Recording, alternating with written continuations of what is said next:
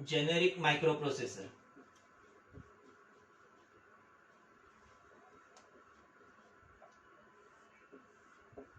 Generic microprocessor, generic microprocessor, general microprocessor, ऐसा कोई microprocessor direct market में नहीं मिलेगा। ये कंसेप्ट है कि माइक्रोप्रोसेसर में क्या क्या होना चाहिए, माइक्रोप्रोसेसर कैसे बनता है, माइक्रोप्रोसेसर में कौन कौन से पार्ट्स लगते हैं और माइक्रोप्रोसेसर कैसे बनता है, वो इस कंसेप्ट में दिखाया गया है। माइक्रोप्रोसेसर को हम लोगों ने 3 पार्ट्स में डिवाइड किए थे, एएलयू, अरिथमेटिक लॉजिक यूनिट, दूसरा कौन सा था, कंट्रोल यूनिट, एक और पार्ट रजिस्टर्स। माइक्रोप्रोसेसर में 3 parts, registers, ALU and control unit. पहला पार्ट एएलयू देखा था, दूसरा पार्ट कंट्रोल रजिस्टर्स, और नीचे हम लोगों ने कंट्रोल यूनिट लगाए थे। सेम उसी कंसेप्ट पे ये माइक्रोप्रोसेसर बनेगा। नाम हटाता हूं मैं यहाँ से, डायग्राम थोड़ा सा बड़ा है। सेम जैसे माइक्रो कंप्यूटर के डायग्राम के लिए कंसेप्ट ध्यान में रखना है, उसी तरह से जेनेरिक माइक्रोप्रोसेसर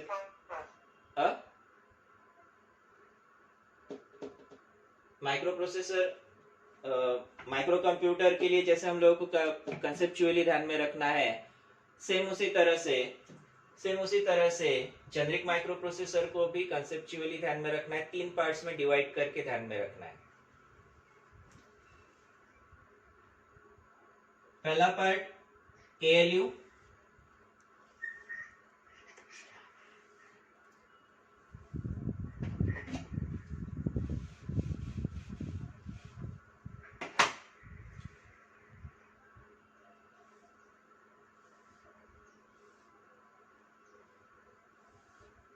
पहला part ALU, ALU arithmetic logic unit, arithmetic and logical operations के लिए। इसमें एडिशन के लिए होता है एडर सर्किट, एडिशन के लिए होता है एडर सर्किट। सब्ट्रैक्शन डायरेक्ट नहीं होता है, सब्ट्रैक्शन भी होता है एडिशन मेथड से। एडिशन मेथड से सब्ट्रैक्ट करने वाला कोई कंसेप्ट हम लोगों को पता है? एडिशन मेथड से सब्ट्रैक्ट करने वाला कोई कंसेप्ट? बराबर, one's complement and two's complement method. One's complement या टूस कॉम्प्लीमेंट मेथड में नंबर को कॉम्प्लीमेंट करना है, कॉम्प्लीमेंट करना है means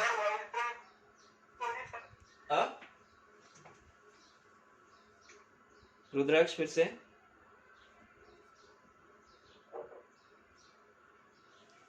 once complement two's complement method, इसमें कॉम्प्लीमेंट नंबर को कॉम्प्लीमेंट करने के लिए जरूरत होगी कॉम्प्लीमेंटर एंड शिफ्टर की। कॉम्प्लीमेंटर की जरूरत होगी, यहां लगेगा कॉम्प्लीमेंटर। एक मिनट मैं चेक करता हूं।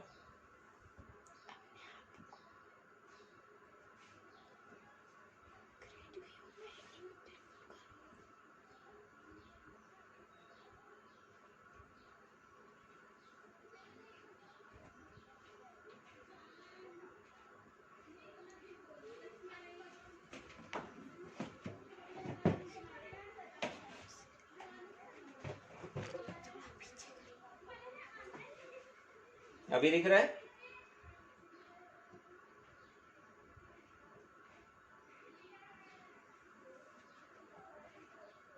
अभी दिख रहा है?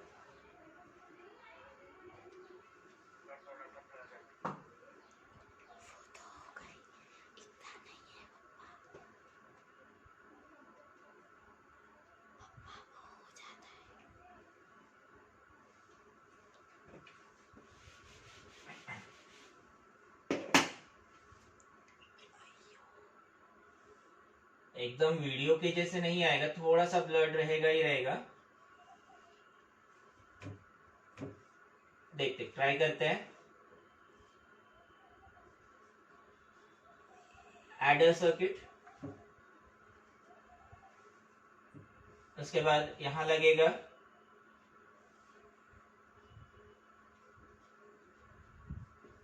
कॉम्प्लीमेंटर एंड शिफ्टर। कॉम्प्लीमेंटर यूज होता है वंस कॉम्प्लीमेंट टूस कॉम्प्लीमेंट से सब्ट्रैक्शन के लिए। देन यहां ऊपर आता है स्टेटस फ्लैग्स। ऊपर होता है स्टेटस फ्लैग्स। ये तीन पार्ट्स ये होते हैं एएलयू में। एएलयू के तीन parts, arithmetic and logic unit के तीन पार्ट्स। देन एएलयू ऑपरेशन के लिए दो नंबर्स की जरूरत होती है, ये हम लोग डिटेल में डिस्कस करते हैं। उससे पहले एएलयू ऑपरेशन के लिए दो नंबर्स की जरूरत होती है। दो नंबर्स में से पहला नंबर हमेशा एक्यूमुलेटर से, एडिशन भी करना हो तो एडिशन के लिए कम से कम दो नंबर्स की जरूरत होती है। एडिशन करना हो तो एडिशन के लिए भी कम से कम दो नंबर्स की जरूरत होती है, जिसमें से पहला नंबर एक्यूमुलेटर से, accumulator is 8 bit register, accumulator 8 bit का रजिस्टर। दूसरा टेम्प रजिस्टर,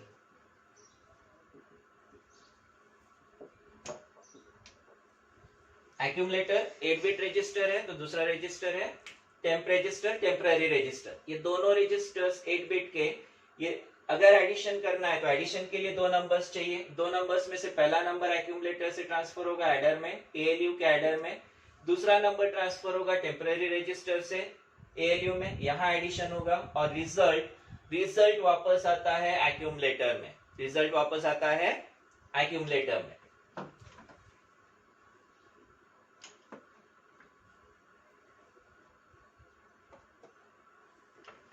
यहां मैंने इसको कनेक्ट किया है यूनिडायरेक्शनल एरो से। टेम्पररी रजिस्टर से एएलयू के पास नंबर आएगा, सेकंड नंबर जो आता है फर्स्ट नंबर एक्यूमुलेटर से एडर में आता है और कैलकुलेशन होने के बाद रिजल्ट वापस ट्रांसफर होता है एक्यूमुलेटर में।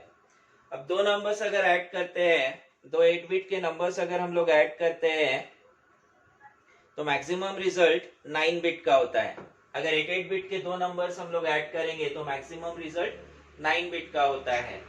अब इसमें से 9 बिट अगर रिजल्ट है तो वापस आते वक्त 8 बिट का ही डेटा ये स्टोर कर पाएगा, 9 बिट स्टोर नहीं होगा। और ये 9 बिट यानी होगा कैरी बिट। जैसे अगर हम लोग बाइनरी में एडिशन करते 1011 प्लस 1101, 1 प्लस 1 होता है 10, कैरी 1, 1 प्लस 1 होगा 10, कैरी 1, 1 प्लस 1 10, कैरी 1, यहाँ 1 प्लस 1 10 प्लस 1 11 होता है। अब टोटल रिजल्ट 4 बिट के नंबर्स लिया मैंने, टोटल रिजल्ट है 5 बिट्स का।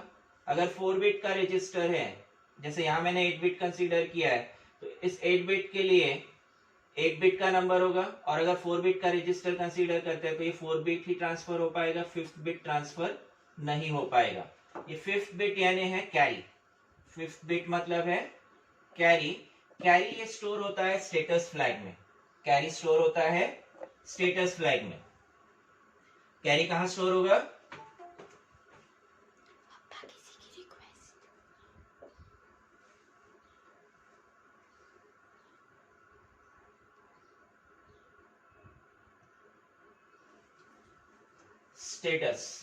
स्टेटस फ्लैग्स, इसमें दो फ्लैग्स होते हैं, एक तो कैरी फ्लैग, ये दोनों केस में यूज होता है, एडिशन और सब्ट्रैक्शन दोनों केस में यूज किया जाता है।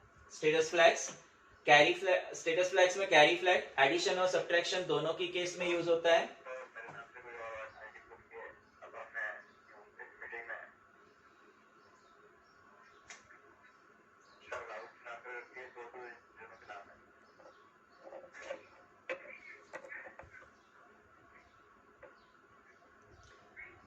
स्टेटस फ्लैग्स में कैरी फ्लैग और दूसरा जीरो फ्लैग। स्टेटस फ्लैग में स्टेटस फ्लैग में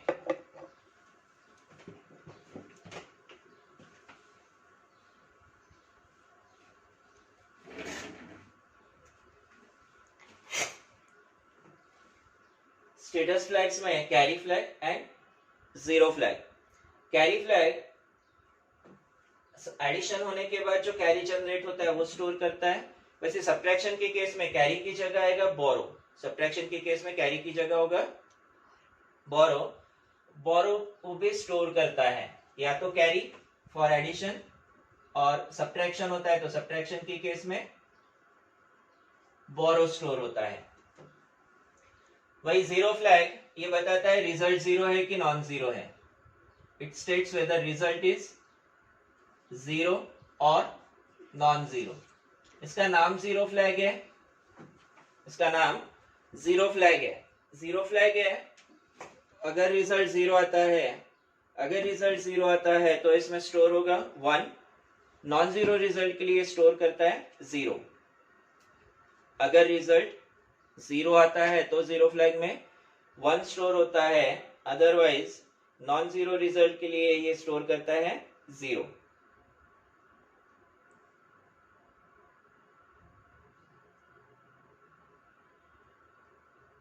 जेनरिक माइक्रो प्रोसेसर में ALU से हम लोगों ने स्टार्ट किए. ALU में adder, complementer and shifter and status flags. Status flags adder addition के लिए यूज होता है, सब्ट्रैक्शन के लिए भी एडर पार्ट ही यूज होता है.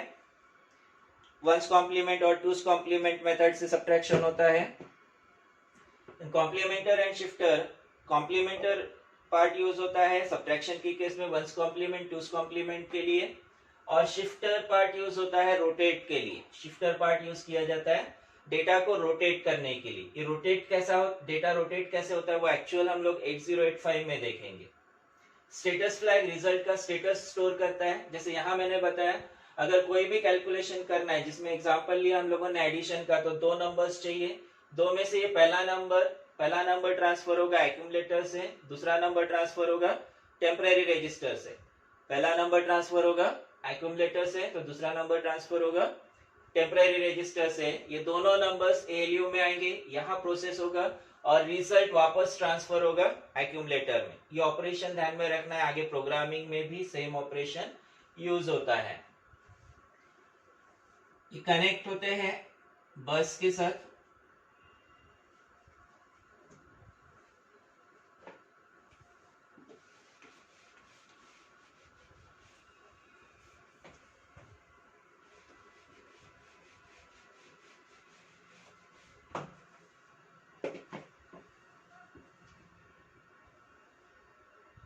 यहाँ 8 बिट का इंटरनल बस होगा. इंटरनल बस के साथ ये कनेक्ट होता है.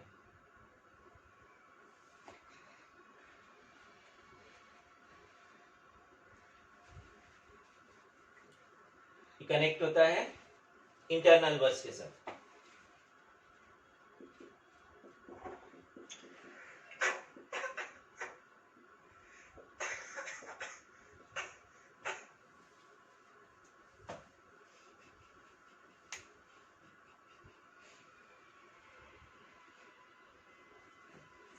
एट बिट इंटरनल बस के साथ कनेक्ट होता है. जितने भी रजिस्टर्स है सभी 8 बिट इंटरनल बस के साथ कनेक्ट होगा. इंटरनल बस के थ्रू एक रजिस्टर से दूसरे रजिस्टर में डेटा ट्रांसफर होता है. देन रजिस्टर्स में यहाँ रजिस्टर है H, रजिस्टर L. ये दोनों रजिस्टर्स 8 बिट के हैं.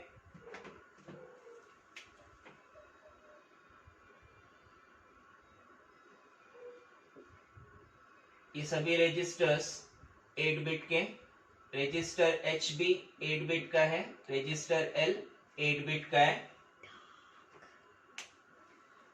देन ये कनेक्ट होता है, H और L दोनों अलग अलग कनेक्ट होगा इंटरनल बस के साथ. H और L दोनों कनेक्ट होता है इंटरनल बस के साथ. इस रजिस्टर को कहा जाता है डेटा एड्रेस रजिस्टर. H और L इनको कहा जाता है डेटा एड्रेस रजिस्टर. 8 बिट का डेटा H में हो सकता है, 8 बिट का सेपरेट डेटा L में हो सकता है, दोनों कंबाइन होकर 16 बिट का डेटा हो सकता है. लेकिन अगर एड्रेस है तो एड्रेस 16 बिट का होता है. एड्रेस होता है 16 बिट्स का. 16 बिट एड्रेस के लिए पूरा रजिस्टर पेयर HL यूज किया जाता है. अगर एक ही रजिस्टर यूज करते हैं तो इसमें maximum we can store 8 bit data. L में मैक्सिमम 8 बिट डेटा स्टोर हो सकता है.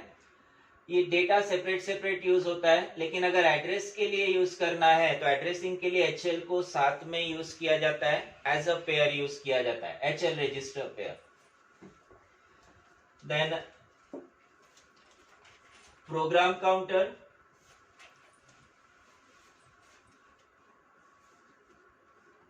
प्रोग्राम काउंटर से पहले स्टैक पॉइंटर है।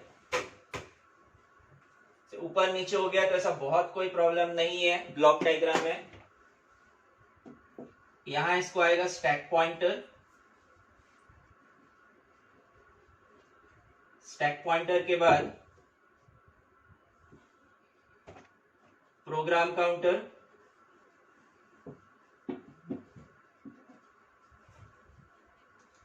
स्टैक पॉइंटर और प्रोग्राम काउंटर ये 16 बिट के रजिस्टर्स हैं। स्टैक पॉइंटर, प्रोग्राम काउंटर दोनों 16 बिट के रजिस्टर्स हैं। दोनों का पर्पस देखते हैं। देन इंस्ट्रक्शन रजिस्टर,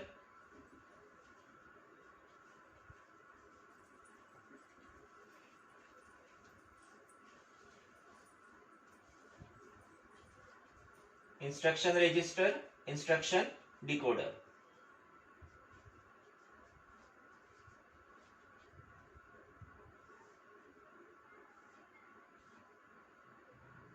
ये इंटरनल डेटा बस से कनेक्ट होता है।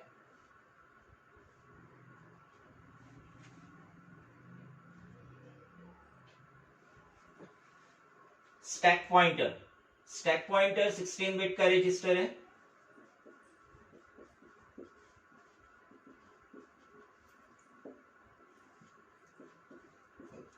Sixteen bit register, 16 bit register stores 16-bit address, 16-bit address of stack top memory location।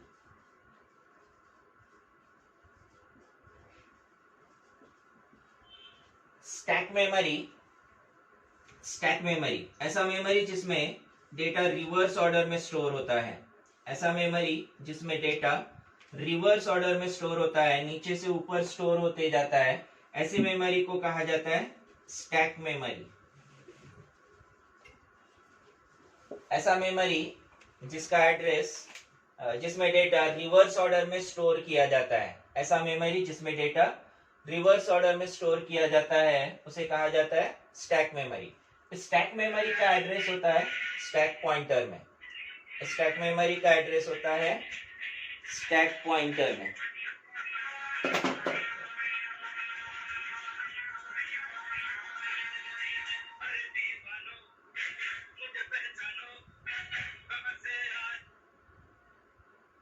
इसे हटा दिया मैंने।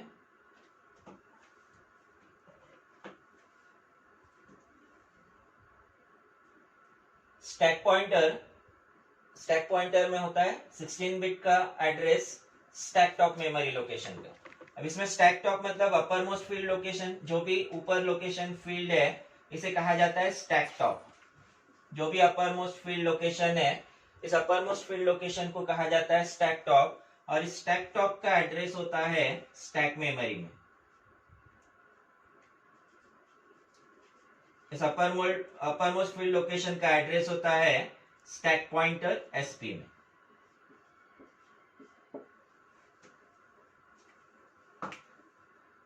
स्टैक पॉइंटर 16 बिट का register, it stores 16 bit address of stack top memory location. Stack memory मतलब ऐसा memory जिसमें data reverse order में store होता है। स्टैक मेमोरी मतलब ऐसा मेमोरी जिसमें डेटा रिवर्स ऑर्डर में स्टोर होता है, और जो अपर मोस्ट फील्ड लोकेशन है, अपर मोस्ट फील्ड लोकेशन है, उसका एड्रेस होगा स्टैक पॉइंटर में। स्टैक मेमोरी को समझने के लिए हम लोग कुछ एग्जांपल समझ सकते हैं। जैसे प्लेट्स रखी होती है, प्लेट्स रखी जाती है, रिसेप्शन में प्लेट्स रखी जाती है, वो कैसे रखी जाती है?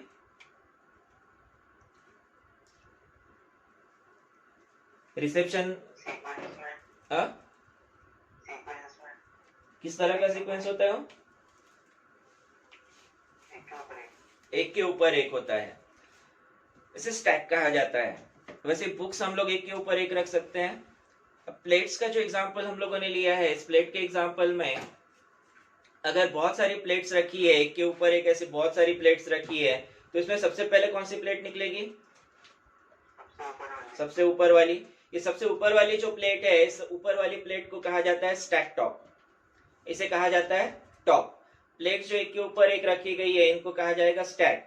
और जो अपर मोस्ट प्लेट है, इसे कहा जाता है स्टैक टॉप। अब डेटा स्टोर होगा तो या तो इसके ऊपर स्टोर होगा, और डेटा निकालना है तो यहां से निकालना है। स्टैक मेमोरी का एड्रेस होगा, किसके पास होगा? स्टैक मेमोरी का एड्रेस किसके पास होगा? स्टैक मेमोरी का एड्रेस किसके पास होगा? स्टैक पॉइंटर के पास। कितने बिट का होगा? 16 बिट का। ये इतना नोट कर लो, ये हटाना है, यहाँ से डायग्राम कंप्लीट करना है। जो लोग में नोट कर रहे हैं इसको नोट कर लो। व्हाट्सएप में यूज नहीं करूंगा अभी, जब तक ये देखो ये चल रहा है, क्योंकि बीच बीच में वो अटक जाता है व्हाट्सएप पे मैसेज करते हो।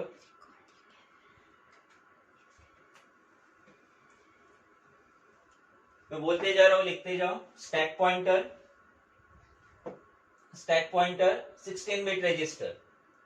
स्टैक पॉइंटर है 16 बिट का रजिस्टर। कोशिश करो इसको थोड़ा सा सामने खींचने का।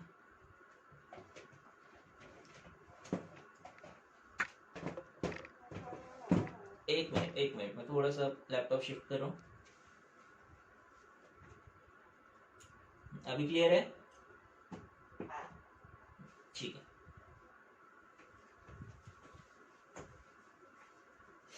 Stack pointer 16-bit register contains 16-bit address of stack top memory location.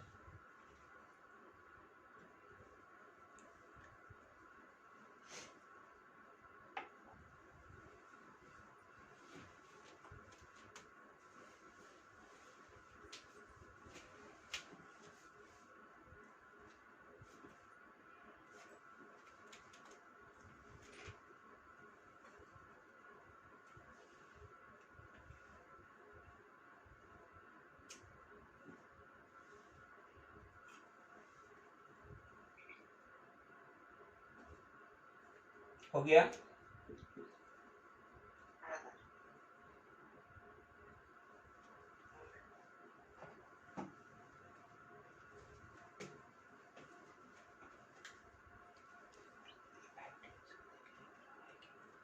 Bit का रजिस्टर, स्टैक पॉइंटर 16 बिट का रजिस्टर जो 16 बिट एड्रेस स्टोर करता है स्टैक टॉप मेमोरी लोकेशन का।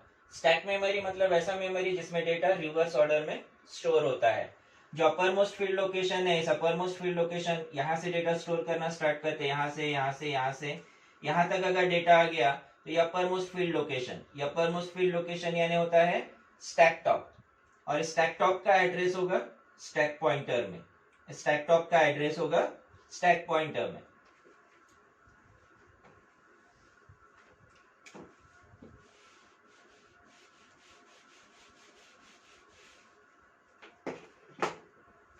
Then program counter,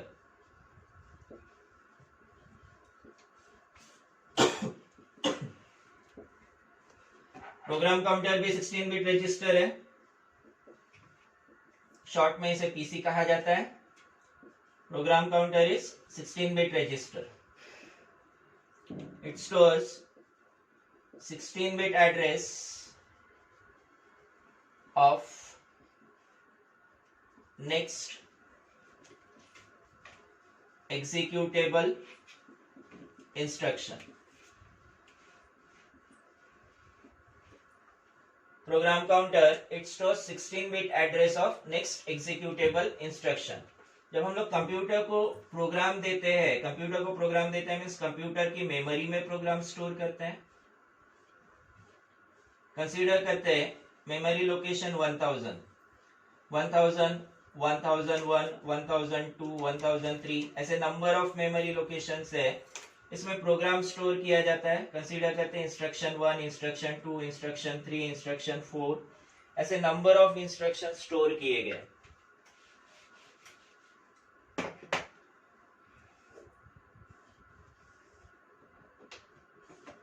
memory consider करते मेमोरी लोकेशन 1000, 1001, 1002, 1003, 1004 ऐसे number of memory locations 2, 3, 4, instruction 1, instruction 2, instruction 3, instruction 4 ऐसे number of instructions है। प्रोग्राम स्टोर करते हैं हम लोग मेमोरी में प्रोग्राम इंस्ट्रक्शन स्टोर करते हैं, एक एक करके इंस्ट्रक्शन स्टोर करते हैं। प्रोग्राम काउंटर में इस मेमोरी लोकेशन का एड्रेस होता है, जहां से इंस्ट्रक्शन एग्जीक्यूट करना है उस मेमोरी लोकेशन का एड्रेस होता है प्रोग्राम काउंटर में। Program counter stores 16 bit address of next executable instruction. जो भी इंस्ट्रक्शन एग्जीक्यूट होने वाला है, जो भी इंस्ट्रक्शन एग्जीक्यूट होने वाला है उस इंस्ट्रक्शन का एड्रेस होता है प्रोग्राम काउंटर में। अब जिस मेमोरी लोकेशन का एड्रेस प्रोग्राम काउंटर के पास है, वहां से इंस्ट्रक्शन उससे ये इंस्ट्रक्शन ट्रांसफर होता है इंस्ट्रक्शन रजिस्टर में। यहाँ इंस्ट्रक्शन बाइनरी फॉर्म में स्टोर होता है। यहाँ इंस्ट्रक्शन मेमोरी में जब स्टोर होगा इंस्ट्रक्शन तो बाइनरी फॉर्म में स्टोर होता है। ये इंस्ट्रक्शन बाइनरी फॉर्म में मेमोरी से ट्रांसफर होता है इंस्ट्रक्शन रजिस्टर में। रजिस्टर से ये डिकोडर के पास आएगा। इंस्ट्रक्शन रजिस्टर में सिंपली यहाँ से 8 बिट का इंस्ट्रक्शन ट्रांसफर होता है इंस्ट्रक्शन रजिस्टर में, और यहाँ से ये ट्रांसफर होता है डिकोडर के पास। डिकोडर एक्चुअल उस इंस्ट्रक्शन का मीनिंग समझता है और उसके अकॉर्डिंग फिर आगे टाइमिंग एंड कंट्रोल यूनिट को ऑपरेशन परफॉर्म करने के लिए इंस्ट्रक्ट करता है। ये इंस्ट्रक्शन ट्रांसफर होता है प्रोग्राम काउंटर में जिस मेमोरी लोकेशन का एड्रेस है, वहां से इंस्ट्रक्शन ट्रांसफर होता है इंस्ट्रक्शन डिकोडर के पास, इंस्ट्रक्शन रजिस्टर के पास। पहले इंस्ट्रक्शन रजिस्टर से ये ट्रांसफर होगा इंस्ट्रक्शन डिकोडर के पास। यहाँ पे ये समझता है कि मुझे क्या ऑपरेशन करना है और उसके अकॉर्डिंग आगे सिग्नल्स जनरेट होते हैं। Number of signals micro processor generate करता है, जैसे एक रीड सिग्नल हो गया या फिर राइट सिग्नल हो गया, वो जनरेट करता है इंस्ट्रक्शन डिकोडर के डिकोडिंग के अकॉर्डिंग। इंस्ट्रक्शन डिकोडर जैसे भी इंस्ट्रक्शन को डिकोड करेगा उसके अकॉर्डिंग यहाँ पे ऑपरेशंस परफॉर्म होंगे। यहाँ इतना ये पार्ट समझ में आ रहा है। Program counter, instruction register, instruction decoder, ये तीनों साथ में कनेक्टेड है। प्रोग्राम काउंटर में जिस मेमोरी लोकेशन का एड्रेस होगा उस मेमोरी लोकेशन से इंस्ट्रक्शन ट्रांसफर होगा रजिस्टर में। इंस्ट्रक्शन रजिस्टर में यहाँ से डिकोडर के पास जाएगा और डिकोडर के पास से आगे क्या होता है ये आगे के पार्ट में देखते हैं। प्रोग्राम काउंटर वाला पार्ट समझ में आ रहा है?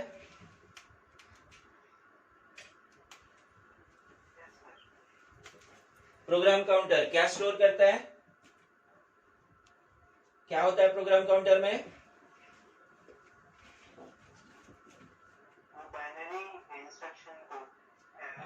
स्टेटमेंट के according 16 bit address of next executable instruction. Binary form में इंस्ट्रक्शन स्टोर होता है लेकिन मेमोरी में होता है। प्रोग्राम काउंटर में क्या होगा? Program counter it contain 16 bit address. 16 bit बोल रहे हैं यहाँ पे मतलब बाइनरी फॉर्म में ही है। 16 bit address of next executable instruction. Next executable instruction का एड्रेस होता है प्रोग्राम काउंटर में, और जिस मेमोरी लोकेशन का एड्रेस प्रोग्राम काउंटर में होगा, जिस मेमोरी लोकेशन का एड्रेस प्रोग्राम काउंटर में होगा वहां से इंस्ट्रक्शन ट्रांसफर होता है इंस्ट्रक्शन रजिस्टर में। रजिस्टर से डिकोडर के पास इंस्ट्रक्शन ट्रांसफर होता है। यहाँ एक्चुअली माइक्रो प्रोसेसर समझता है कि ऑपरेशन कौन सा करना है और उसके अकॉर्डिंग आगे सिग्नल्स जनरेट होंगे। ये पार्ट नोट कर लो, ये हटाना है, डायग्राम कंप्लीट करना है हम लोगों को।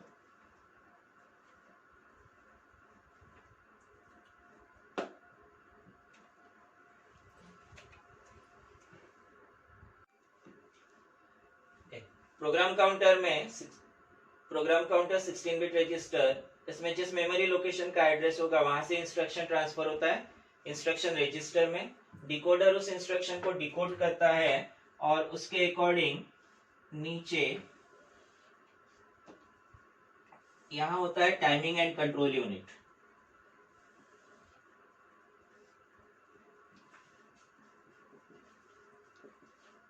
टाइमिंग एंड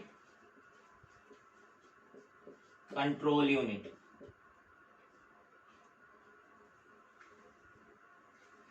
यहां से सिग्नल्स जनरेट होंगे। यहां से instruction decoder timing and control unit को बताएगा कि कौन कौन से सिग्नल्स जनरेट करने हैं और उसके according timing and control unit signal generate करेगा। जैसे यहाँ जो सिग्नल्स है RD बार रीड ऑपरेशन के लिए, WR बार राइट ऑपरेशन के लिए।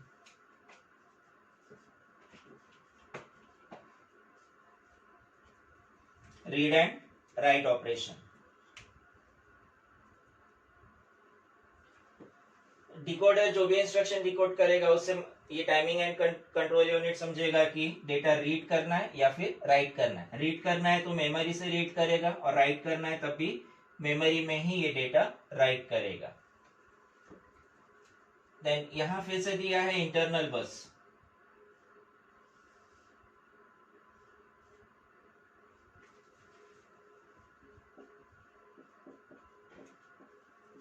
इंटरनल बस 8 बिट का इंटरनल बस, ये कनेक्ट होता है इधर स्टैक पॉइंटर और प्रोग्राम रजिस्टर के थ्रू, और ये कनेक्ट होगा address bus buffers. Buffers temporary storage है, ये कनेक्ट होता है एड्रेस बस बफर्स के साथ। बफर यानी टेम्पररी मेमोरी कहा जा सकता है। 16 बिट का एड्रेस बस होता है।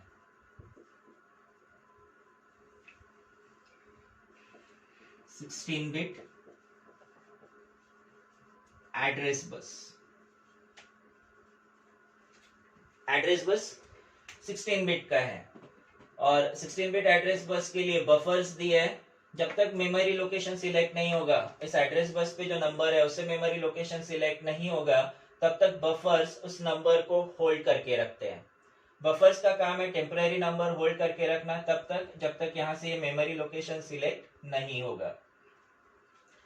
देन जैसे एड्रेस बस यहाँ दिया है उसी तरह से डेटा बस दिया हुआ है। डेटा बस राइट साइड में, कल वाले डायग्राम में भी हम लोगों ने सेम ऐसा ही कंसेप्ट देखा था। डेटा बस बफर्स डेटा के लिए। डेटा में बाइडायरेक्शनल लाइंस, डेटा के लिए बाइडायरेक्शनल लाइंस।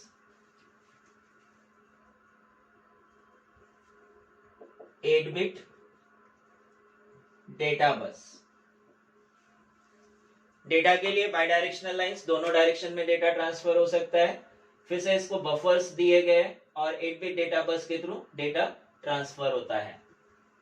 ये बाइडायरेक्शनल लाइन है, लेकिन एड्रेस बस यूनिडायरेक्शनली होगा। माइक्रो प्रोसेसर से मेमोरी सिलेक्ट होती है, मेमोरी माइक्रो प्रोसेसर को सिलेक्ट नहीं करता है, माइक्रो प्रोसेसर से मेमोरी सिलेक्ट होती है। यहां तक कोई doubt?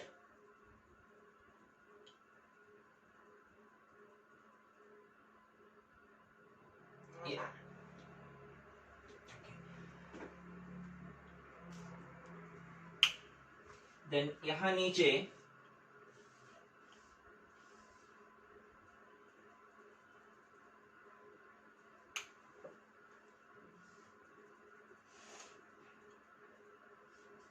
Clock generator,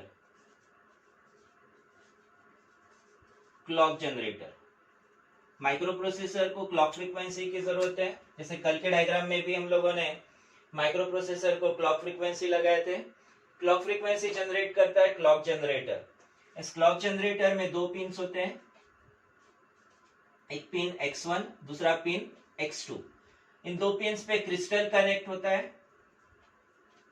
pin X1 और X2 पे क्रिस्टल कनेक्ट होता है जो क्रिस्टल क्लॉक फ्रीक्वेंसी जनरेट करता है। सेम फ्रीक्वेंसी माइक्रो प्रोसेसर को चाहिए हो ऐसा जरूरी नहीं है। हो सकता है कि यहाँ पे जो क्रिस्टल लग रहा है वो अलग फ्रीक्वेंसी जनरेट कर रहा हो। क्लॉक जनरेटर उस फ्रीक्वेंसी को कम करके फिर माइक्रो प्रोसेसर को प्रोवाइड करेगा। जैसे जनरिक 8085 माइक्रो प्रोसेसर में क्रिस्टल क्लॉक फ्रीक्वेंसी 6 मेगाहर्ट्ज का है, तो उसको इंटरनली माइक्रो प्रोसेसर को ऑपरेशन के लिए 3 मेगाहर्ट्ज ही लगता है। उसका क्लॉक जनरेटर क्रिस्टल से 6 मेगाहर्ट्ज क्लॉक फ्रीक्वेंसी को 3 मेगाहर्ट्ज में कन्वर्ट करता है। इसके अलावा यहाँ पे एक क्लॉक आउट सिग्नल दिया गया है। माइक्रो प्रोसेसर के साथ जो दूसरी आईसीज कनेक्ट होते हैं, जैसे कीबोर्ड इंटरफेस हो गया या डिस्प्ले इंटरफेस हो गया, उसे अगर क्लॉक की जरूरत है तो इस क्लॉक जनरेटर के through clock out frequency signal दिया जाता है। राइट साइड में यहाँ पे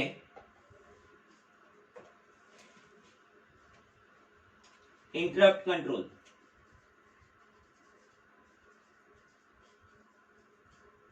इंटरप्ट कंट्रोल एक सिग्नल है इसमें INTR interrupt request. Interrupt control block, इसमें यहाँ एक ही सिग्नल दिया है जेनेरिक माइक्रो प्रोसेसर की केस में, ये हो गया ब्लॉक डायग्राम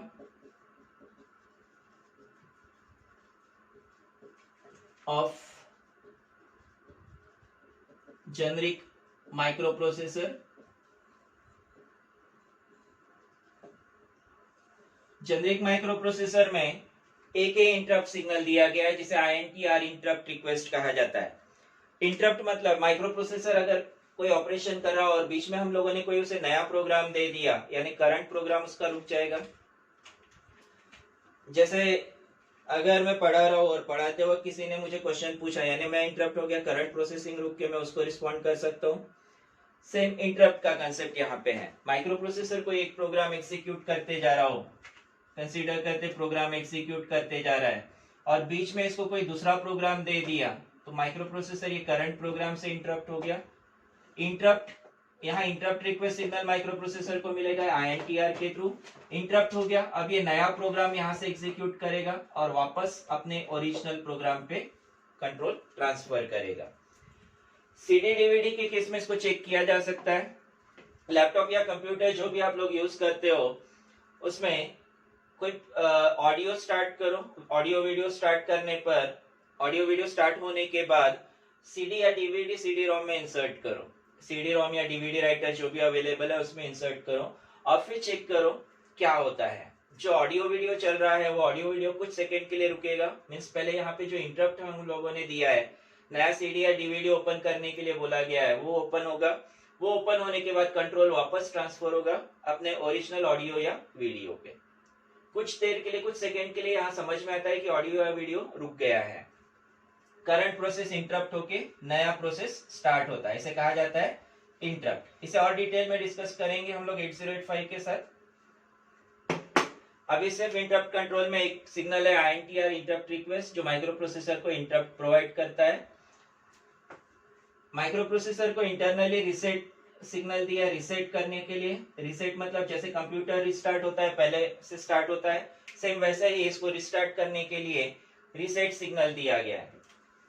पावर सप्लाई की दो पिंस, एक +5 वोल्ट और दूसरा ग्राउंड पिन, ये दो पिन है पावर सप्लाई के लिए। ऐसा बनता है पूरा जेनेरिक माइक्रो प्रोसेसर। एक बार फिर से देखते हैं, यहाँ अभी जो आखिरी में मैंने पार्ट बताया, इसमें कोई डाउट? सर जूम आउट करो ना सर, पूरा जूम इन हो गया है। नीचे वाला पार्ट नहीं दिख रहा है सर? पूरा जूम इन हो गया है, जूम आउट कर दो सर। क्या नहीं दिख रहा है वो बताओ। जूम इन जूम आउट से मुझे समझ में नहीं आएगा। सर ये पूरा स्टैक पॉइंटर दिख रहा है पूरा। स्टैक पॉइंटर, एक मिनट, अब दिख रहा है? अब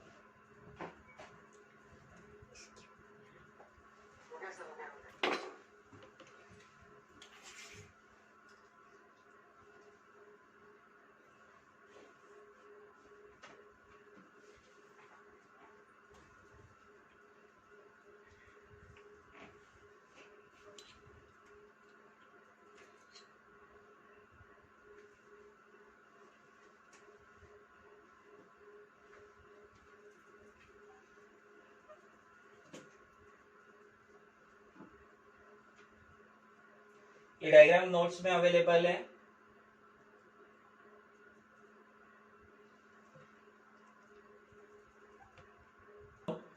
A15, A14, A13 ऐसे लेके A0 तक मार्क करते हैं।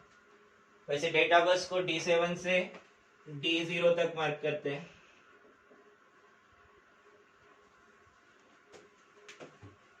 एट पिन है 0, 1, 2, 3, 4, 5, 6, 7, 16 पिन 0 से लेके 15 तक। वापस एक बार देखते हैं। जेनेरिक माइक्रो प्रोसेसर तीन पार्ट्स में अगर इसको डिवाइड करते हैं, ALU, number of registers and control unit. Control unit को यहाँ टाइमिंग एंड कंट्रोल यूनिट कहा गया है। ALU arithmetic logic operations perform करता है। जिसमें एडर एडिशन और सब्ट्रैक्शन के लिए कॉम्प्लीमेंटर दिया है।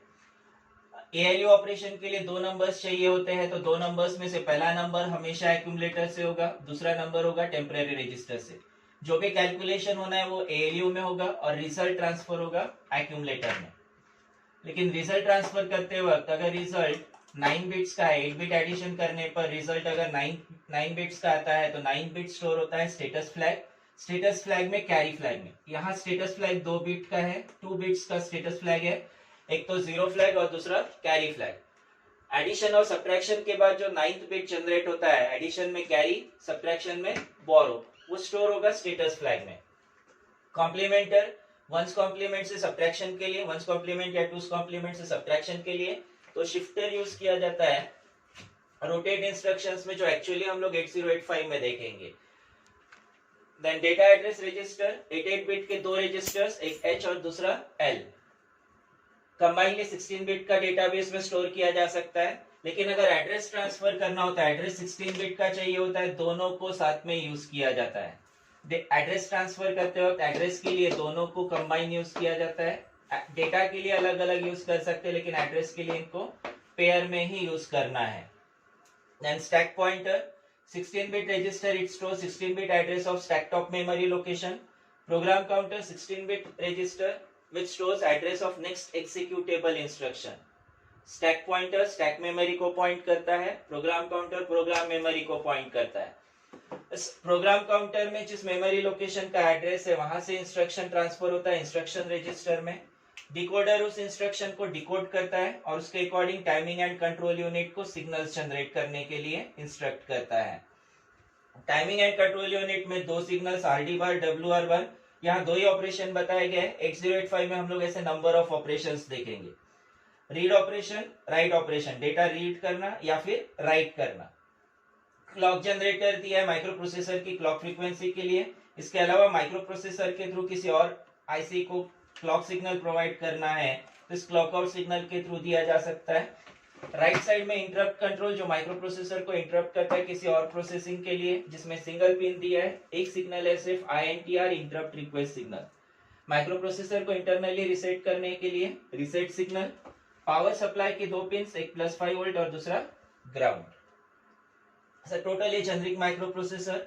4 मार्क के लिए सिर्फ इसका डायग्राम पूछा जाता है, 4 मार्क्स के लिए सिर्फ डायग्राम पूछा जा सकता है।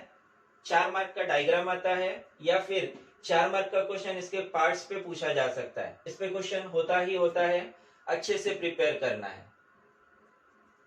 या तो डायरेक्ट डायग्राम आएगा 4 मार्क्स के लिए, या फिर इस पे बेस्ड 4 मार्क का कोई question, explain accumulator, temporary register, stack pointer, program counter, ऐसे हो सकता है। या explain accumulator, instruction register, instruction decoder, ऐसा कुछ हो सकता है। 4 मार्क का या 4 मार्क का है तो 3 मार्क का क्वेश्चन उस पे आना ही आना है। कोई डाउट इस पे?